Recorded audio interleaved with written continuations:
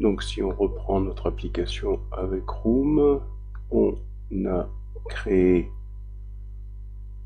à ce niveau-là, on a créé une personne entity, on a créé une personne DAO hein, pour toutes les opérations sur la base de données.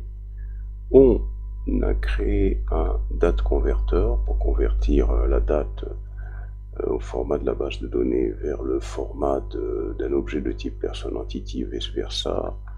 On a créé un objet app database pour pouvoir créer la base de données Room. On a ici un jeu de données de test. Ici un fichier de constante et ici la classe main activity hein, dans lequel on a pu faire un test. On a défini à ce niveau-là la liste une liste qui va contenir la liste des personnes, la base de données.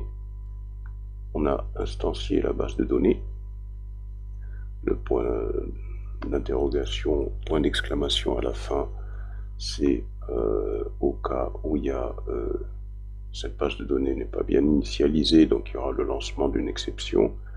Et dans des blocs qui vont désigner un thread à part du thread UI, on réalise les opérations sur la base de données. Alors ici on a attest data, première opération pour récupérer les données de test et ce qui va nous permettre de les insérer dans la base de données. Donc on récupère les données de test, add test data. Alors add test data, c'est une fonction qui est plus bas. Ici, la voilà. Cette fonction-là nous permet de faire appel à la DAO person pour insérer toutes les données dans la base.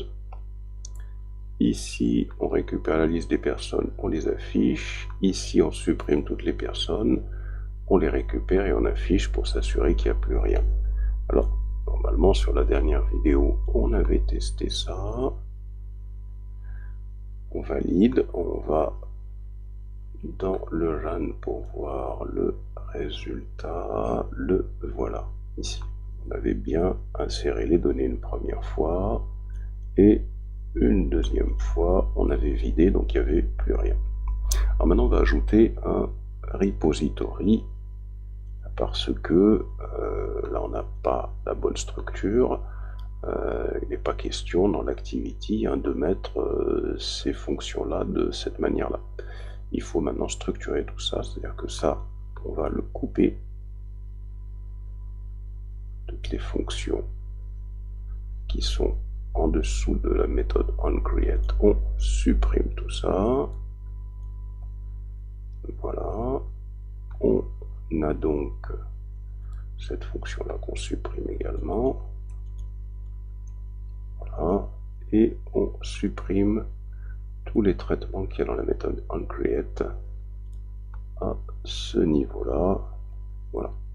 Maintenant, il va falloir créer ce qu'on appelle un repository. Donc je supprime ça également. Tout ce qu'on avait ajouté en plus dans la main activity, on le supprime. Voilà, donc on revient à une main activity où il n'y a aucun traitement. Et là, l'objectif, ça va être de rajouter un repository dans lequel on va mettre tous les traitements vers la base de données. Alors, créons ce fichier app repository. On vient dans notre document, on va créer la classe app repository. On vient sur le package, la racine, new, Kotlin class file, je colle, je valide. Voici ma classe app repository. Ensuite, une fois qu'on a fait cette chose-là, on revient sur notre document et on va sélectionner le tout à ce niveau-là, CTRL-C, et on colle. Voilà. Alors, allons voir ce qui se passe dans notre application. Alors on crée une classe app repository qui possède un private constructeur qui va prendre pour paramètre un objet de type contexte. Alors, contexte, ça représente tout simplement un objet qui va contenir un certain nombre d'informations qui seront produites par le contexte de l'application. Contexte Android, un certain nombre d'informations qui seront nécessaires à notre classe app repository. Ensuite, dans cette classe, qu'est-ce qu'on fait? On définit donc une liste de personnes de type live data. Alors qu'est-ce que c'est qu'un objet de type live data? C'est tout simplement un type de données qui va permettre de pouvoir observer liste person entity. Qu'est-ce que ça veut dire? Ça veut dire que dans notre application, à chaque fois que cette liste sera modifiée, eh bien l'interface sera automatiquement mise à jour. Donc ici, hein, le live data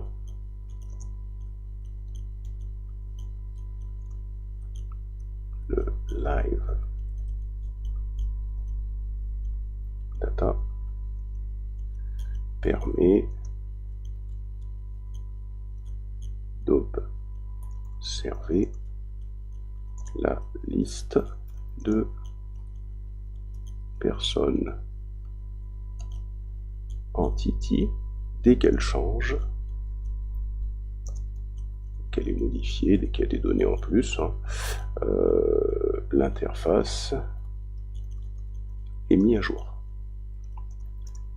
Alors ça vient de ce qu'on appelle le pattern observer. C'est un design pattern. Et ce design pattern permet, une fois qu'on a posé un observeur sur cette liste de type live data, ça va permettre de faire en sorte que dès que cette information sera modifiée, hop, l'interface sera mise à jour. Ça c'est super intéressant parce que on n'a pas besoin, nous, de surveiller cette structure et de faire le code qui va mettre à jour l'interface. Ensuite, ici, on définit la base de données. La base de données, on l'avait créée dans la vidéo précédente, un objet MDB de type app database. Ensuite, on va définir les différentes fonctions qu'on avait testées dans la main activity, la fonction qui va s'exécuter dans un autre thread, c'est pour ça qu'on utilise le mot-clé suspend. Cette fonction va rajouter toutes les données de test à la base de données, on l'a vu dans la vidéo précédente. Ensuite, alors à ce niveau-là, pour bien comprendre ce qui se passe ici, parce que ce qu'on fait ici, on définit une variable qui s'appelle allPerson. Cette variable qui s'appelle allPerson est de type live data, c'est-à-dire que cette variable va prendre pour élément à observer une liste de personnes entity. Alors on a expliqué ce que ça signifie que dès que cette liste va être modifiée parce qu'on va y ajouter des personnes par exemple, eh bien grâce au live data on va pouvoir observer cette donnée et faire en sorte que l'interface graphique soit fonctionnelle. Alors ici ce qui se passe c'est que le get qui est ici, c'est un get qui va automatiquement initialiser allPerson avec l'ensemble des données de la base au départ. Alors on peut bien le voir en faisant la chose suivante. Première des choses, vous voyez ce qu'on va faire, on va sélectionner cette partie-là, on va en faire un CTRL-C, donc vous la mettez dans le presse-papier, au bouton droit si vous voulez, 4, allez, voilà, je vais le couper. Et je vais supprimer le get qui est ici. À partir de là, qu'est-ce qui se passe? On voit que cette ligne-là, c'est une ligne qui est en rouge. Donc ça veut dire que on a écrit cette ligne, on a défini un objet de type LiveData, mais elle est soulignée en rouge, elle demande quelque chose. Donc Alt-Enter, et là, on nous dit d'ajouter un getter. Donc, je fais add getter. Donc le getter de tout à l'heure, il revient se positionner à ce niveau-là. Ce qu'on a dans le presse-papier, on va tout simplement venir supprimer cette ligne-là et on va faire un égal mdb.personne.dao.getAll. Donc ça signifie quoi? Ça signifie que le all-person qui est ici est défini comme live data et il va observer. Donc ça va permettre de poser un observeur sur person entity. Mais on voit que le get qui est ici, qui va donc récupérer la liste de toutes les personnes, va tout simplement venir initialiser all person. Et le all person qui est initialisé ici, on va l'utiliser pour pouvoir initialiser cette variable qui est une des propriétés de app repository, hein, cette variable qui est elle aussi de type live data. Alors est-ce qu'on l'initialise? Il faut descendre en bas dans le code, et dans le code, ici, l'init qui est ici va nous permettre, c'est comme un constructeur, c'est le constructeur de cette classe, hein. C'est-à-dire que dès que la classe app repository sera instanciée, on aura ces deux instructions-là qui vont être exécutées. Alors ces deux instructions, qu'est-ce qu'elles font? Elles initialisent d'abord la base de données, hein, MDB, puisqu'on a défini plus haut ici dans notre classe, hein, si on remonte, on a bien défini un objet de type app-database, mais qui n'a pas été initialisé.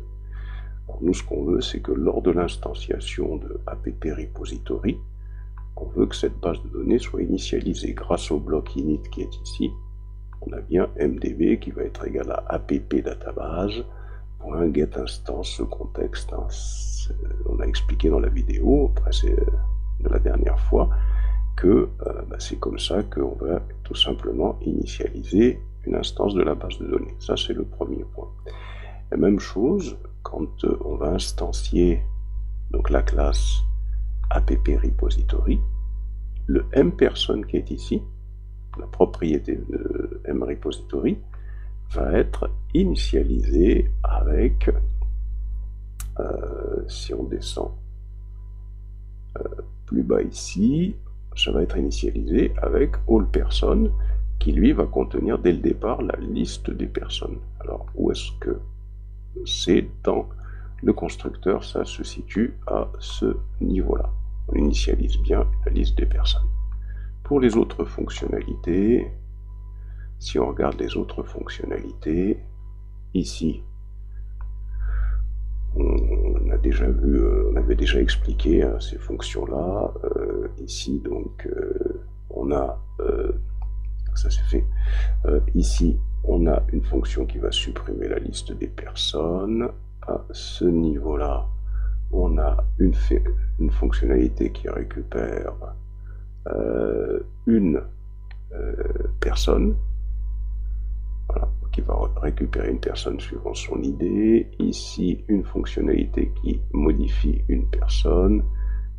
Un peu plus bas, ici, on a une fonctionnalité qui va supprimer une personne. Une autre qui va déléter une liste de personnes sélectionnées. Et plus bas, ici, on a défini également ce qu'on appelle un compagnon object. Alors ce compagnon object, il permet de, si on se souvient, hein, compagnon object, ça permet d'utiliser la méthode getInstance directement avec la classe app repository. Parce que dès qu'on définit un compagnon object, toutes les méthodes que l'on va définir dans ce bloc, ce sont des méthodes statiques que l'on va pouvoir appeler directement avec app repository. On pourra faire app repository.getInstance. Alors dans ce bloc, on définit une instance du repository qui est un singleton. Singleton, ça veut dire que c'est un design pattern, ça veut dire que le repository ne peut être instancié qu'une seule fois. Donc, private var our instance, c'est la variable. On définit un objet de type app repository qui peut être nul, on initialise à nul. Et là, on va définir une seule instance de notre repository. Donc, fan get instance. On lui donne comme paramètre un contexte. Ça doit renvoyer un objet de type app repository.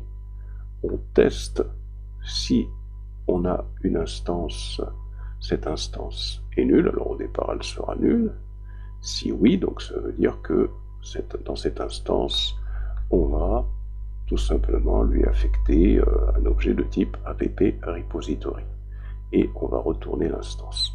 Alors ça c'est intéressant parce qu'il n'est pas nécessaire dans une application à chaque fois qu'on va instancier l'objet app repository d'avoir plusieurs repositories qui vont fonctionner, sinon on aurait un programme qui serait pas très optimisé.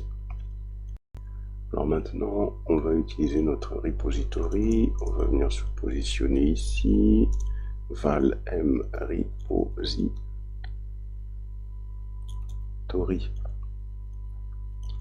Deux points. C'est un objet de type app repository qui va être égal à app repository.getInstance less. Voilà. Et là, donc on va lui faire un alt et on va lui ajouter les deux points d'exclamation pour lancer une exception au cas où nous avons un problème. Une fois que c'est initialisé, on va pouvoir, à ce niveau-là, on va poser un observeur sur le live data, ce qu'on a expliqué tout à l'heure. Donc pour ça, on va écrire mRepository .cmPerson qui est la donnée à observer .observe. On pose un observeur. Cet observeur, on doit lui passer un contexte. Et là, quand on fait cette accolade, on constate que dans le corps de cet observeur, on va pouvoir observer la liste de personnes entity pour voir quand est-ce qu'elle va être modifiée. Cette liste, elle s'appelle IT. Par défaut, c'est ce qui est donné comme nom. Et là, on va tout simplement faire un log.i. Alors log.i pour pouvoir observer les choses dans le logcat ici. Et on va mettre liste. Ça c'est un élément qui va nous permettre de filtrer ce qu'on va pouvoir observer à ce niveau-là, et on va écrire it, donc c'est la liste, .toString.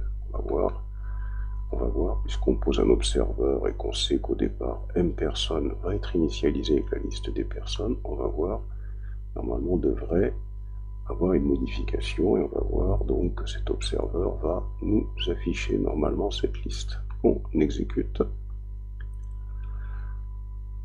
on fait un terminate. Nous avons un problème ici, on va aller voir de quoi il s'agit à la ligne 16 à ce niveau-là. Voilà. Alors pourquoi on a un problème? Tout simplement parce que lorsqu'on pose le VES à ce niveau-là, le contexte n'a pas encore été créé, hein, c'est ce qu'on nous explique ici. Vous voyez, donc ici attempt to invoke method, cette méthode-là, getApplicationContext sur un objet nul. Donc, ce qu'on va faire, tout simplement, on va récupérer cette chose-là. On va venir ici. On va plutôt faire ici un let init. var, puisqu'on va l'initialiser une fois. Et on va venir plutôt se positionner ici pour pouvoir initialiser l'objet mRepository. On va faire un égal. Voilà, et là bien sûr, Alt-Enter pour poser l'exception. Donc on va initialiser plutôt à ce niveau-là, puisque là le contexte aura été créé. On envoie terminette. Voilà. On fait un logcat et pour pouvoir voir ce qu'il a affiché, s'il a affiché la liste des personnes, on pose liste et on voit bien que la liste des personnes est affichée à ce niveau-là. Alors pour bien comprendre ce pattern observer et pour voir que les données se modifient tout le temps, ce qu'on va faire, on va tout simplement venir sur notre layout ici, dans la main activity, voilà, et là on va fermer, plutôt rester qu'avec la vue design, agrandi. Alors le Hello World on n'a peut-être pas besoin. Voilà, et on va peut-être se récupérer un bouton. Voilà. Le bouton, on va le positionner. Voilà, avec les contraintes. Voilà, pour qu'il soit positionné au milieu. Le bouton, il va avoir un ID. Excusez-moi. Le bouton va avoir un ID. Voilà. On va se rendre dans la main activity. L'objectif, ça va être de poser un listener sur le bouton. À chaque fois qu'on cliquera sur le bouton, on observera que la liste est modifiée automatiquement grâce à ce pattern observer. Alors pour ça, on se positionne juste après cette chose-là. Val bouton est égal à findView by ID, puisqu'on n'a pas utilisé le banding. Button r.id. Le bouton. Alt-Enter sur button. Voilà. Alors ici, quel est le problème? Bon, rien de spécial. Touche entrée. Alors, une fois qu'on a fait ça, on pose le listener, bouton .set, on clique listener, on ouvre une accolade et on la ferme, on va mettre le traitement qui va consister tout simplement à appeler mRepository. On va appeler la fonction qui va permettre d'ajouter encore des données de test, tout simplement. Si on fait le Alt-Enter, parce que ça doit être à ce niveau-là, non. On va exécuter pour voir exactement ce qu'il veut. Si on fait un Alt-Enter dessus, non. Voilà. Y aller, on exécute, ça va nous permettre de voir le message d'erreur. On sauvegarde, qu'est-ce qu'il nous dit? Il nous dit suspend function add address should be called only with a coroutine. Eh ben oui, le problème c'est que le addTest qui est ici, c'est une méthode qui doit être appelée. C'est une méthode qui doit être appelée effectivement dans un autre thread. Alors pour ça, on va aller sur app repository et on va récupérer quelque part ici. Je sais pas si j'ai ça ici, bah non, bah on va aller le faire nous-mêmes à la main. Alors, on y va, on se met avant le M repository qui est ici, et on écrit co routine scope. On lui passe le paramètre dispatcher.io.launch, et c'est à l'intérieur de cette coroutine. Ça va permettre à la méthode add-test d'être exécutée en dehors du thread UI. Ça veut dire que le thread UI ne sera pas figé en attendant les résultats. On sauvegarde et on envoie. Alors, on va sur le terminal, on va sur le log4. Sur le log4, on va poser un filtre liste. Alors, voici la liste que l'on obtient. Alors, nous, on a nom 1, prénom 1, nom 2, prénom 2, nom 3, prénom 3, nom 4, prénom 4. Si je clique sur le bouton, ici, hop, on voit que ça s'est encore rajouté. Si je clique encore sur le bouton, voilà, on voit que ça s'est encore rajouté. Donc, on a bien notre observeur qui fonctionne bien. Chaque fois qu'on clique, on va avoir notre interface graphique qui va pouvoir être mis à jour, et c'est ce qu'on va faire avec un recycler view dans quelques instants. Alors, dans un premier temps, on va poser un recycler view. On clique sur activity_main.xml qui est ici.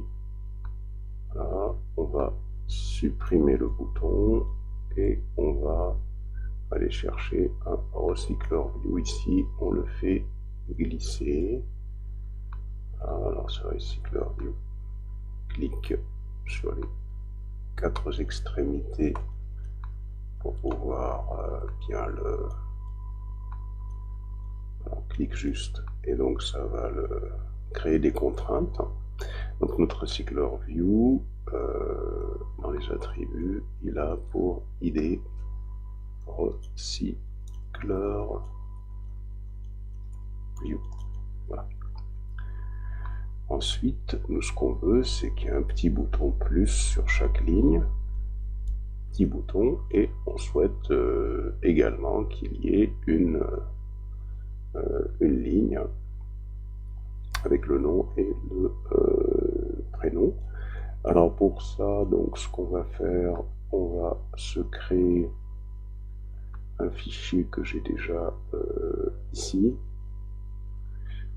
Donc on va l'appeler listitem.xml pour éviter de le dessiner.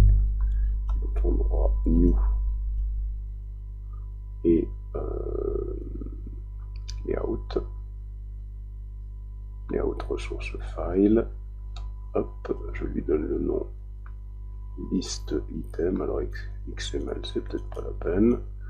List underscore item, et je clique sur OK. Voilà. Et là, dans le code, je vais, alors je vais supprimer XML ici, je vais tout simplement récupérer tout le code qu'il y a ici, et je vais faire un CTRL V pour pouvoir sauvegarder notre composant. Donc ici, il me dit qu'il ne peut pas résoudre le ICADD. Il faut donc qu'on rajoute ce drawable, et à ce niveau-là, rien de spécial. Ok.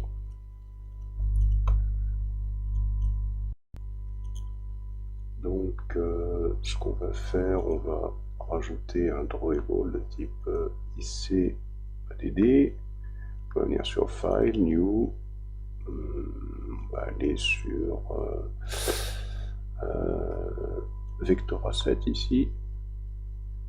On va cliquer sur Keypart et on va rechercher ADD plus, ok, on va l'appeler IC ADD. On va faire un next, on fait un finish. Donc on a bien ici une image vectorielle ICADD que l'on va retrouver ici. Si on va voir un peu ce que ça donne au niveau du design. Voilà, donc on a notre petit bouton plus et le texte. Ça c'est un texte qui apparaît pendant la conception. Pourquoi? C'est parce que à ce niveau-là, on a utilisé le tool text. Donc ça permet juste de voir ce qu'on va avoir exactement. Voilà, donc ça c'est la première des choses. Et là l'objectif ça va être de créer un adaptateur pour avoir, comme on l'a fait la semaine dernière, dans le activity-main.xml qui est ici, chacune de ces lignes va être remplacée par le list item.xml qu'il y a ici. Alors on va créer notre adapteur pas à pas. Première des choses, notre adapteur, il va s'appeler PersonListAdapter. Ça c'est la première des choses. Donc on va revenir sur notre code et ici sur le package, clic droit, New, Kotlin Class File, on colle. Ça c'est notre adapteur. L'adapteur, on a vu la façon de le construire. On va d'abord lui donner les données qu'il va adapter, mais on va ajouter quelque chose, on va ajouter un listener également. C'est-à-dire que ici, on crée la classe PersonListAdapter. On lui passe un élément de type private. La variable va s'appeler PersonList et ce sera un type list person entity. C'est-à-dire que c'est ce type de données-là qu'il faudra adapter au recycleur view. Donc ça, c'est ce qu'on a vu la semaine dernière. Par contre, cette fois-ci, on va rajouter un deuxième type de composant, c'est un list item listener. Donc ici, alors, un list item listener. Donc list item listener, c'est une classe qu'on n'a pas encore créée. C'est une interface qu'on n'a pas encore créée, et cette interface-là, c'est une interface qui va nous permettre d'écouter ce que fait notre fonction. Alors voyons les propositions qu'on nous fait à ce niveau-là. Create class, create interface. On va cliquer un interface. Il nous demande est-ce que je veux l'extraire dans un fichier séparé ou je veux le mettre dans ce fichier PersonListAdapter. Donc moi, l'objectif c'est de le placer ici et c'est dans cette interface qu'on va indiquer ce qui se passe avec ce listener. L'objectif c'est de poser un listener sur le recycleur view. Ensuite, à part donc cet élément en plus, la suite on l'avait déjà faite, hein, on a le recycleur view qui va étendre notre classe pour qu'on puisse bénéficier de toutes les propriétés du cycle de toutes les méthodes du cycle de vie du recycleur view. On clique sur import et si on a donc le PersonList adaptateur.viewholder, le viewholder, il va falloir ici tout simplement le créer, le définir. Donc il va falloir créer la classe. Alors on aurait pu l'appeler PersonViewholder, comme je peux l'appeler viewholder tout simplement. On peut l'appeler comme on veut. Alors bon, peut-être qu'il n'y ait pas d'équivoque, on va faire un person ici viewholder. Voilà, comme ça reviendra à ce qu'on avait fait la dernière fois. Donc Alt Enter ici et je clique sur Create Class PersonViewholder. Est-ce que je le fais dans un fichier séparé ou dans ce fichier? Dans ce fichier. Voilà, il me l'a créé cette classe. Ensuite, le person list adapter, si je clique dessus avec un Alt Enter, il me dit qu'il y a des fonctions à implémenter, celles qu'on avait implémentées la dernière fois. Hop, je fais OK, et voilà. Donc voilà, j'ai reconstruit ma fonction exactement comme la dernière fois. La seule chose qu'il y a en plus, c'est un listener à ce niveau-là, pour lequel on va définir une interface ici pour expliquer le fait qu'on ajoute un listener à notre recycleur view. Ensuite, on va aller implémenter nos différentes méthodes. On va commencer par la classe personViewHolder. Donc on va revenir sur notre document. Et à ce niveau-là, on va récupérer notre classe. Et cette classe personViewHolder, on la remplace par ce qu'on avait fait la dernière fois. Alors ici, donc le viewAttenter et le list item binding à ce niveau-là. Ici, si je fais Alt Enter, il me dit de créer une liste item view binder. Alors, on va maintenant réaliser nos méthodes. Première des choses, dans le projet, on va se rendre sur le build.gradle au niveau du module. Et on va remonter à ce niveau-là pour aller récupérer ici le view bending. On avait déjà expliqué ça en cours, à savoir que ça va nous permettre de créer des classes qui vont correspondre aux layouts qui sont ici pour accéder beaucoup plus facilement aux différents éléments de l'interface. On revient sur notre person list adapter et dans notre document, on va se déplacer jusqu'à la création d'adaptateur et on va se retrouver le person view holder. On revient ici et cette... alors par contre là, j'ai dû effacer les autres méthodes, je les avais implémentées tout à l'heure. Voilà, je les remets. Donc voilà, donc nous, on a notre classe personViewHolder, on fait un CTRL-V, on la remplace parce qu'on a récupéré dans notre document. Ici, Alt, Enter.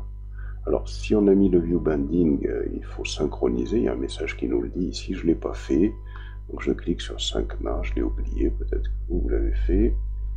Voilà. Donc là, il faut attendre. Et quand il a synchronisé, normalement, list item binding, c'est quelque chose qui est maintenant compris. Cette classe-là, à cause du view binding, a été construite à partir de celle-là. Donc, qu'est-ce qu'on a ici? Ce qu'on avait la dernière fois, classe personViewHolder. Donc un qui provient de ce qu'on avait fait tout à l'heure, plus haut, dans le, à ce niveau-là. Il y en avait mis le person view holder ici. Pourquoi il... pourtant je l'ai bien la classe. Ah, c'est mal orthographié. Je l'ai mal orthographié ici. Donc je vais la changer également dans le document. Ici, voilà, pour bien la voir. Donc, ici, j'ai la classe personViewHolder qui prend un objet de type view, que j'appelle itemView. C'est ça qui va permettre de construire, en fin de compte, la ligne qui va s'afficher dans le recycleur view. Ça étant un objet de type recyclerView.viewHolder, qui prend pour paramètre cet item view. C'est tout ça qui va permettre de pouvoir faire la construction dans le recycleur view de chaque ligne. Ici, on a un objet binding qu'on va tout simplement initialiser en utilisant la classe listItemBinding qu'on a définie à ce niveau-là, et on va lui relier la vue qui va être créée à partir de ce fichier-là dans la méthode onCreateViewHolder. Alors on a juste défini la façon dont ce personViewHolder va se comporter. Ce personViewHolder, ça va être une classe qui va permettre de pouvoir construire la vue pour chaque ligne à partir du fichier listItem qu'il y a ici. Ensuite, on va aller définir cette méthode-là. Donc on vient sur notre document, on l'a ici. C'est la même chose que la dernière fois. Hop, et on se le colle ici. Donc, alors, on va déjà faire un Alt-Enter sur tout ce qui n'est pas reconnu, le layout inflateur, import, le viewholder, import. Alors le recycler view, pourquoi il me crache comme ça? Alt-Enter, voilà. Et là, donc, c'est bon normalement. Voilà. Ici, cannot create an instance of an abstract class. Ah, il me semble que j'ai mal copié. Oui, là effectivement, le return view holder, c'est plutôt comme ça qu'il faut le faire. Ici, c'est pas bon non plus. Voilà. Alors c'est tout simplement parce que j'ai changé le nom du viewholder à ce niveau-là. On l'a changé tout à l'heure en temps réel, donc il faut remplacer par personViewholder à ce niveau-là. Alors, je vais aller le faire dans le document pour qu'il soit mis à jour. Voilà, je mets le contrôle personne, voilà, et ça normalement il ne devrait pas y avoir l'erreur. Voilà. Ok. Alors on revient ici. Alors donc ici on a créé cette méthode onCreateViewHolder. Cette méthode onCreateViewHolder, c'est elle qui va permettre d'initialiser le personViewHolder avec la vue qui sera construite à partir du listItem.xml. On définit un inflateur. L'inflateur égale layoutInflateur.FromParentContext. C'est une façon de récupérer un objet de type inflateur qui va permettre de convertir le listItem.xml en objet Kotlin. Ensuite, voilà, on va créer justement un objet de type view à partir de ce listItem.xml en utilisant cet objet inflateur qu'on a récupéré au-dessus. On utilise la méthode inflat, on lui passe ce fichier XML et il va donc convertir tout simplement ce fichier XML en une view Kotlin. Ensuite, il va nous retourner comment dirais-je, donc un objet de type personne viewholder que l'on va construire à partir de cette classe là. Et on a vu que cette classe là nous permet tout simplement de pouvoir obtenir un objet de type binding qui va correspondre à une vue qui sera construite à partir de ce fichier et qui représentera la ligne dans le recycler view. C'est ce qu'on retourne ici. Ensuite, une fois qu'on a fait ça, on va définir la ligne qui permet... Alors d'abord, on va peut-être définir l'interface à ce niveau-là. Alors cette interface, donc là, plus bas, on va y définir deux méthodes. Voilà, l'interface listItemListener. Ça, c'est la petite chose qui est en plus.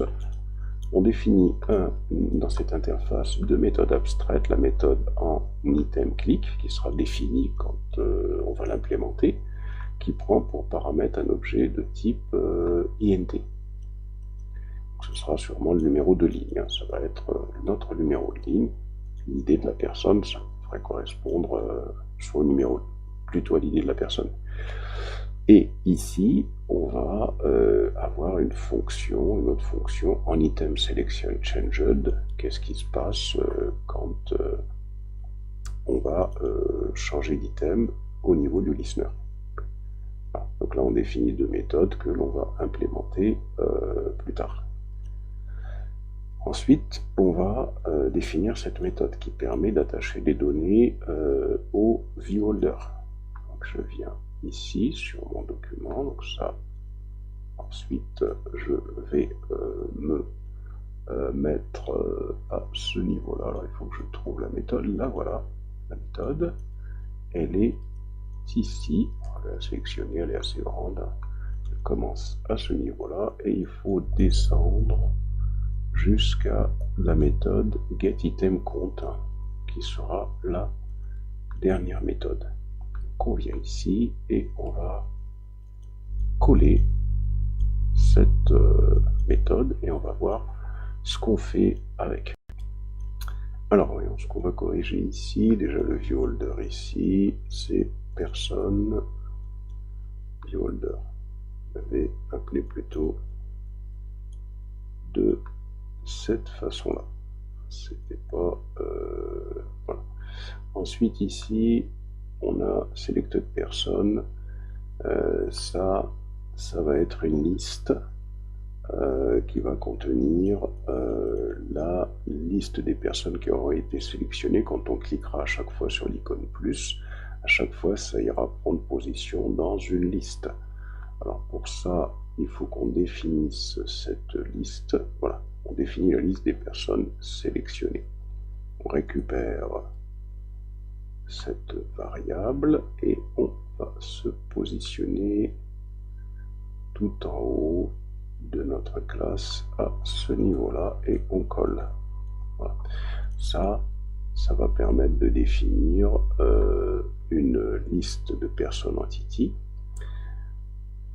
Dans notre code, on aura chaque ligne. Alors, si je clique sur listitem.xml ici, si je vais sur design, chaque ligne sera représentée par un plus avec le nom et prénom ici, hein, dans notre recycler view.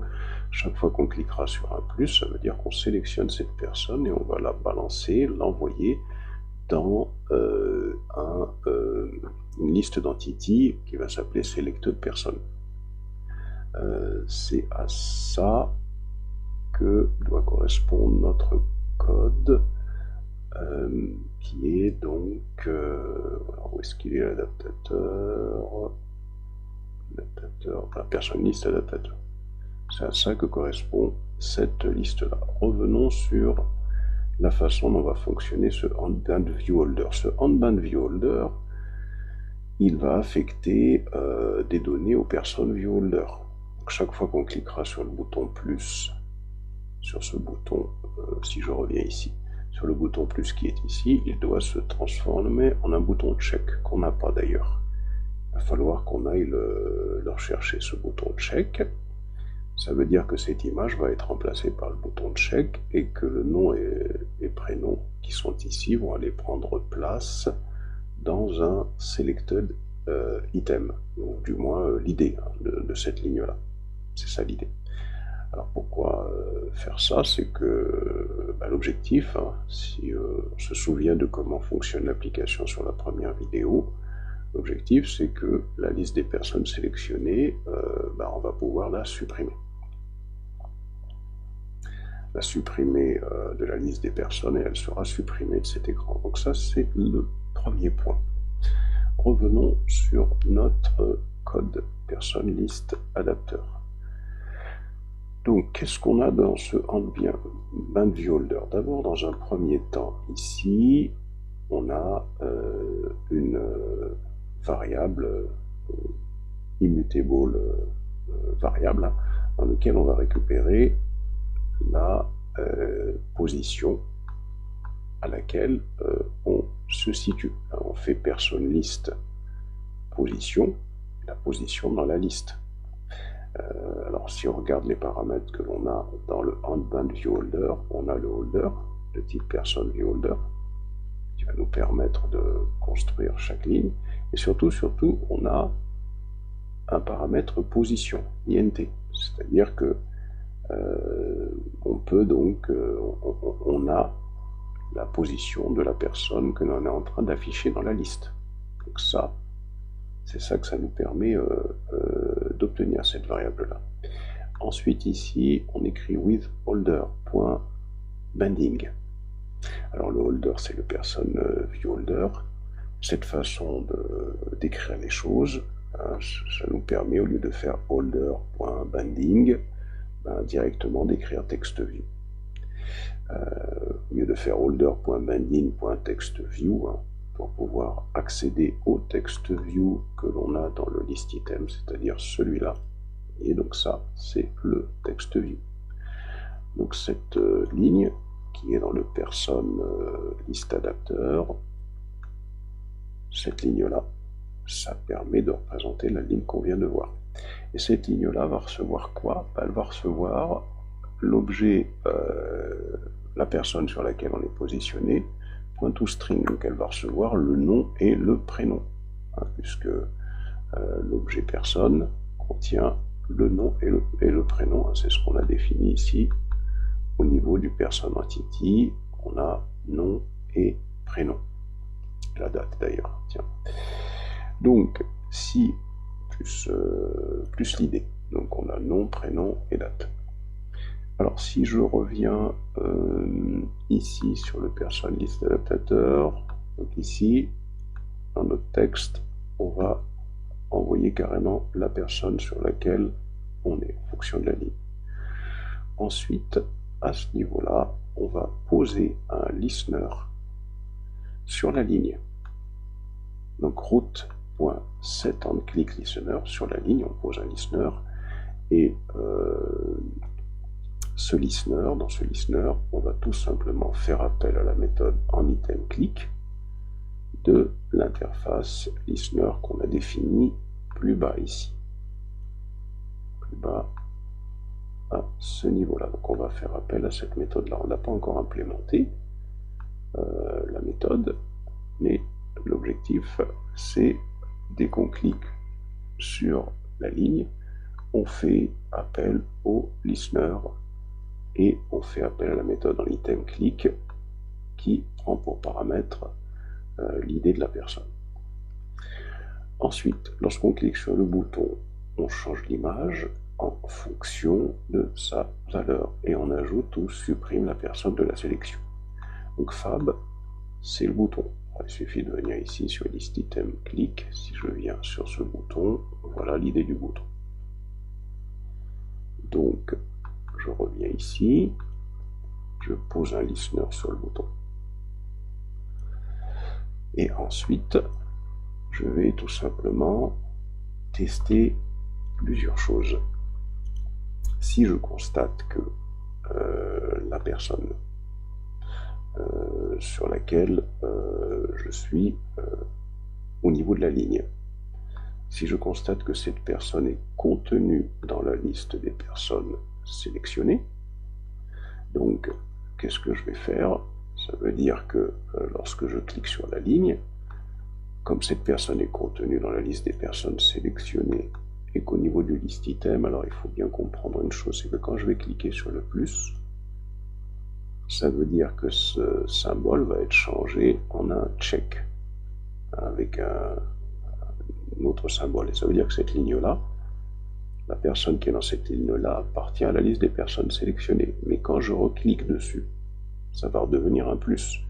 Ça veut dire que la personne qui est ici, qui était dans la liste des personnes sélectionnées, doit être extraite de la liste des personnes sélectionnées. Et donc, c'est le traitement qui est expliqué ici. À ce niveau-là, je pose le listener. Si la personne de la liste est contenue dans la liste des personnes sélectionnées, alors je l'enlève. Et je vais remettre à la place du check je vais tout simplement remettre le plus.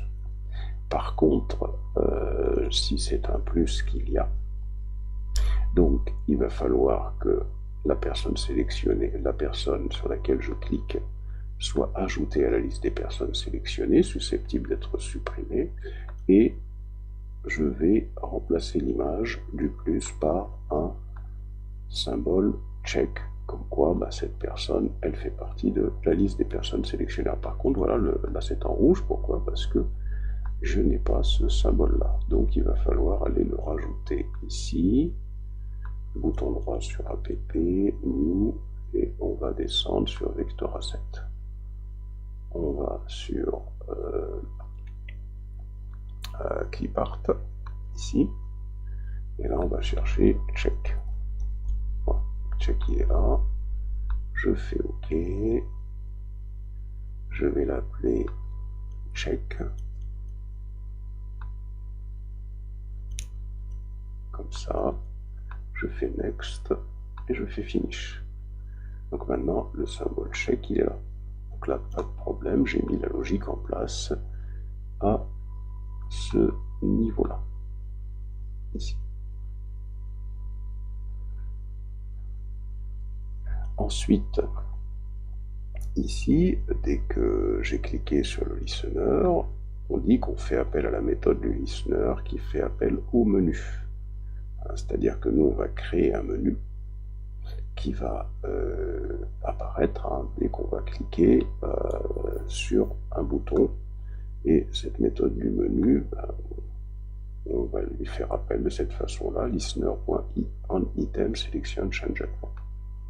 Là, on avance un petit peu, et ensuite on s'occupera du menu. Ensuite, il faut bien comprendre une chose, c'est que parfois on va être appelé à réafficher les lignes. Donc il va falloir gérer la façon dont la ligne va s'afficher, c'est-à-dire que si la personne appartient à la liste des personnes sélectionnées, c'est un check qui doit apparaître. Si elle n'appartient pas, c'est un IC, c'est un plus qui va apparaître. Alors pour ça, on écrit fab.set image ressource. Si la personne sélectionnée, si la personne de la ligne appartient à la liste des personnes sélectionnées, donc c'est un check qui va apparaître. Sinon, c'est un add. Une logique un peu compliquée, mais une fois qu'on a bien pris en main, ça devrait le faire. Et ensuite, on a cette dernière méthode, getItemCount, qu'il va falloir aller implémenter. Donc on va descendre pour se rechercher le getItemCount qui est ici. On le sélectionne et on va le placer, on colle. Voilà, notre adaptateur est terminé. On va en réaliser le menu.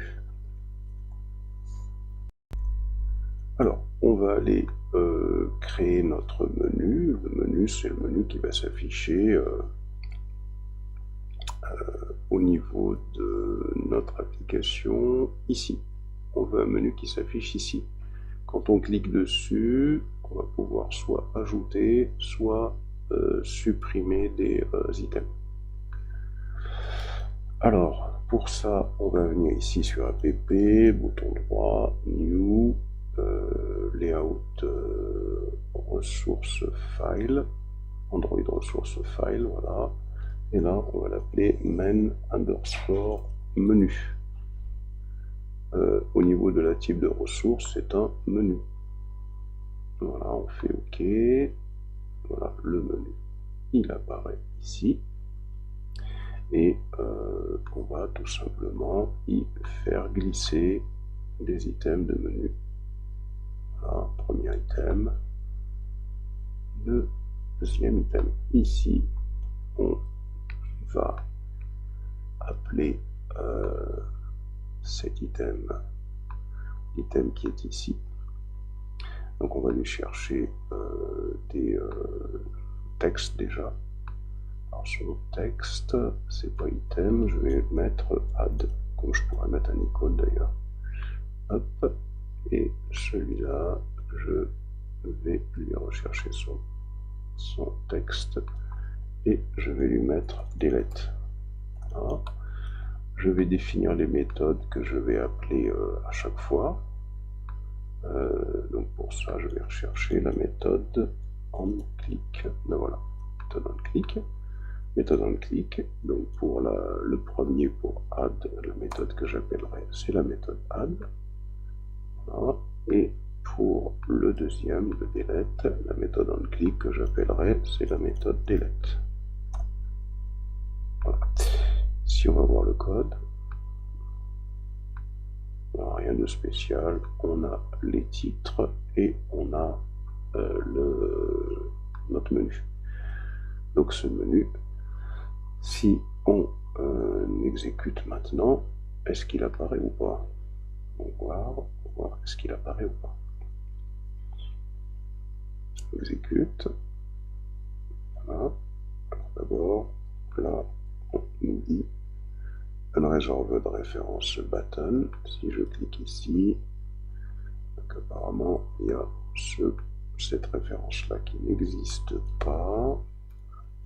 Alors d'abord, on va peut-être pouvoir aller modifier cette référence. Pourquoi elle n'existe pas d'abord? R.il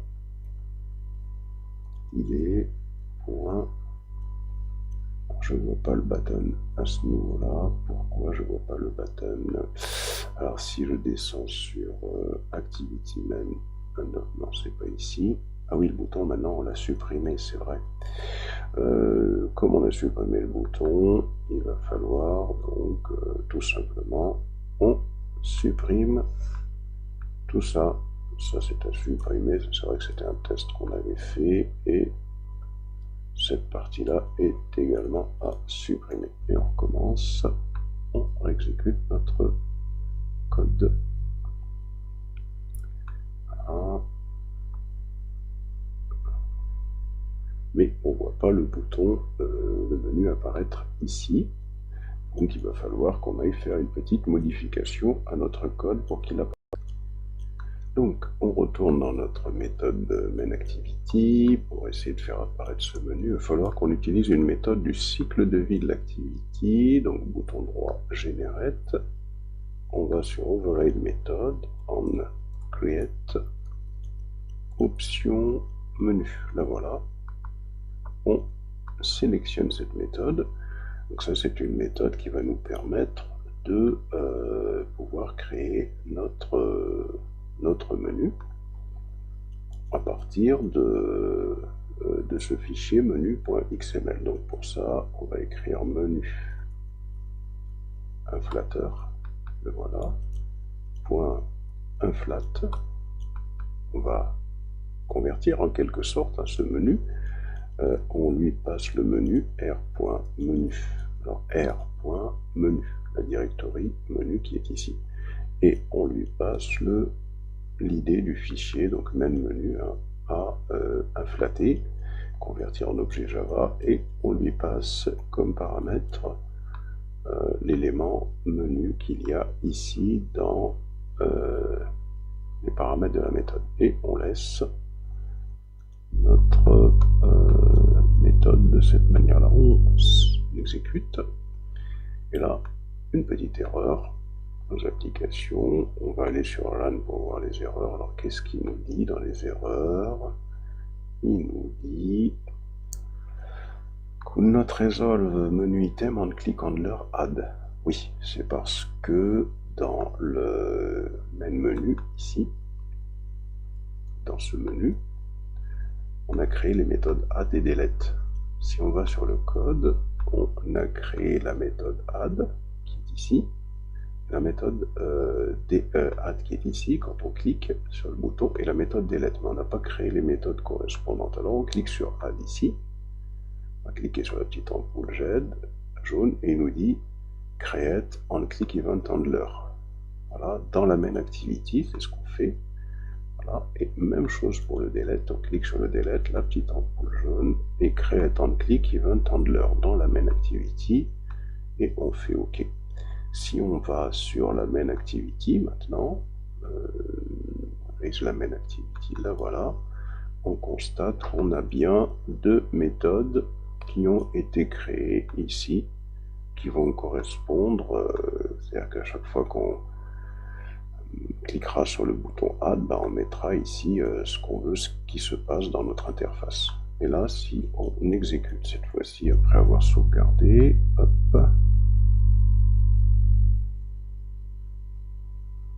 on constate qu'on a bien notre menu qui apparaît ici, à ce niveau-là. Voilà.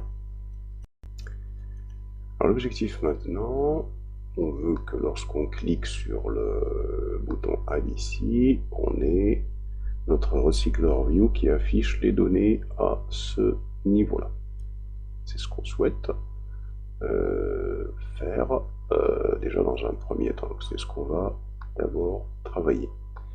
On va se rendre dans la main activity et on va aller récupérer au niveau du test du recycleur view. Ici, on va récupérer déjà ce dont on a besoin pour travailler. On va l'expliquer. On va se mettre juste après le date init var ici. Voilà. Alors, premièrement, ça, on n'a peut-être pas besoin dans l'immédiat encore, puisque c'est un composant sur lequel je n'ai pas encore travaillé. Doucement, dans la prise en main.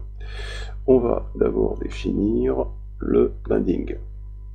Avec activity min binding, ça va permettre d'accéder aux éléments de notre activity underscore main sans utiliser le find view by id.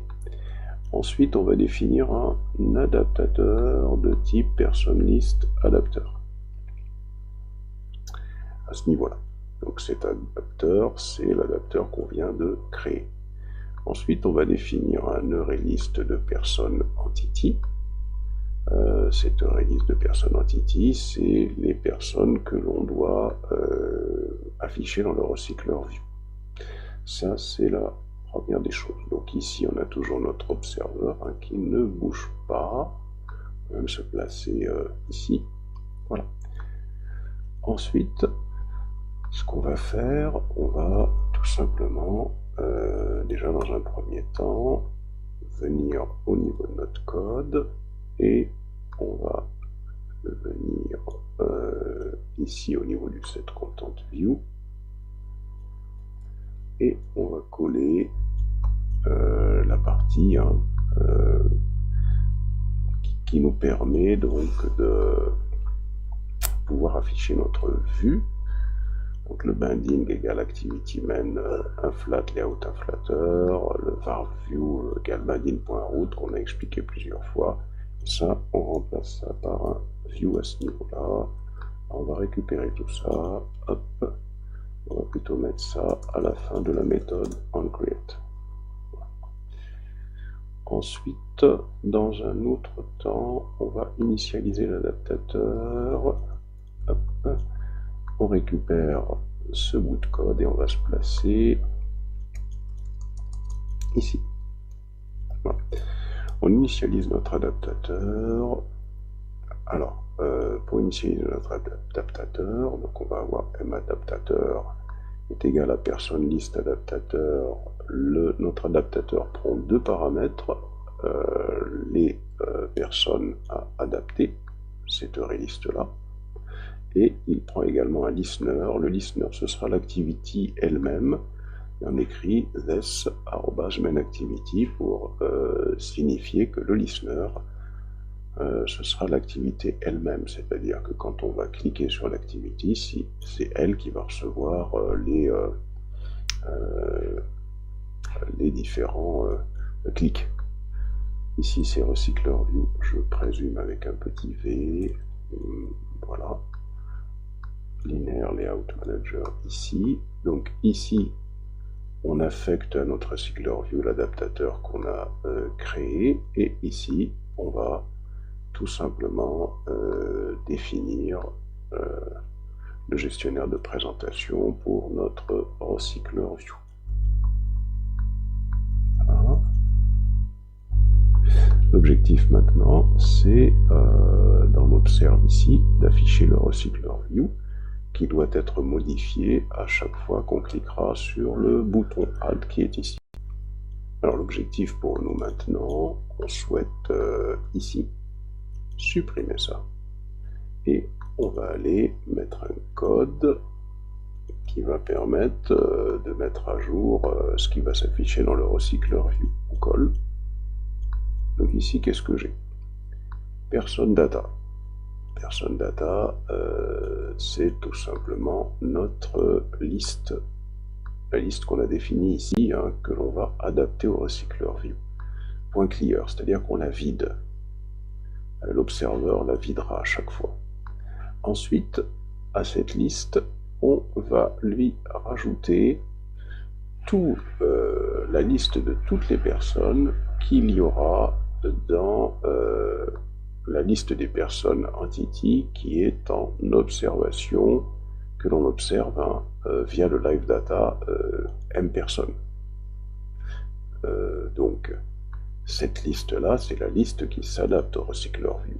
Et de plus, dès qu'on aura fait ça, il va falloir notifier l'adapteur qui est ici, l'adapteur de que l'on a associé à notre recycleur view à ce niveau-là.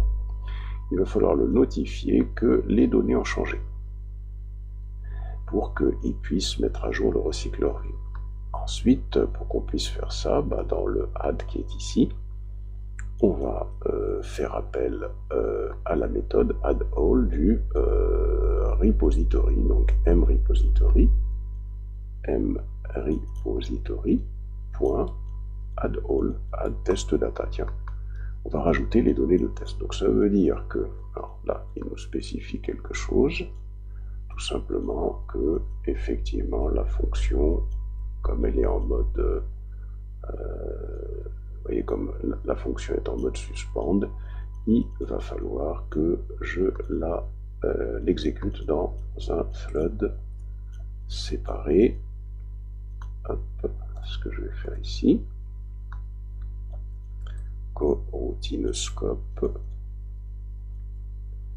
dispatcher.io et on va ouvrir launch. Et c'est là-dedans que je vais exécuter cette instruction sur la base de données. Donc quand je vais cliquer sur le bouton Add, il va rajouter les données de test dans le live data qui est observé. Ici au niveau de l'observateur, de l'observeur, qu'est-ce que on dit? Donc on observe le live data, la liste des personnes qu'on a définies dans le mRepository. Si c'est modifié, donc on vide les données à adapter, on ajoute toutes les données de liste person entity que l'on observe dans le M personne, on les rajoute et on notifie l'adaptateur. Alors voyons ce que ça donne. Est-ce que ça fonctionne? Alors, là, il nous dit qu'on a un petit problème. Ici, il est type mismatch. Inferred type is main activity by list item listener was expected. Donc ça se passe à cette ligne-là. On nous dit qu'on a un problème ici. Donc là, il nous dit que inferred type is main activity but listener item was expected. Il faut qu'on implémente l'interface list item listener. Alors pour ça, on va écrire ici personne list adapteur point. Ah, je l'obtiens pas. Il faut aller sur personne list adapteur. Cette interface on le coupe à ce niveau-là et on le rentre bien dans la classe. Dans la classe personne liste adapteur qui s'achève ici. Et normalement, si je reviens sur la main activity et si je fais un point maintenant, j'ai bien le list item click listener qui va apparaître et l'erreur qui devrait avoir disparu. J'exécute. Alors là, on me signale une autre erreur. Qu'est-ce qu'on me dit? Main activity does not implement abstract public abstract function unit define in. Alors, pourquoi donc on me donne cette erreur? Alors, cette autre erreur, on nous dit ici que class main activity is not abstract et does not implement abstract member public abstract. Donc on a des méthodes qui n'ont peut-être pas été implémentées. Alt Enter, import, ici, class main activity, Alt Enter, implement member. Là, il faut qu'on implémente ces deux méthodes-là ici. Voilà.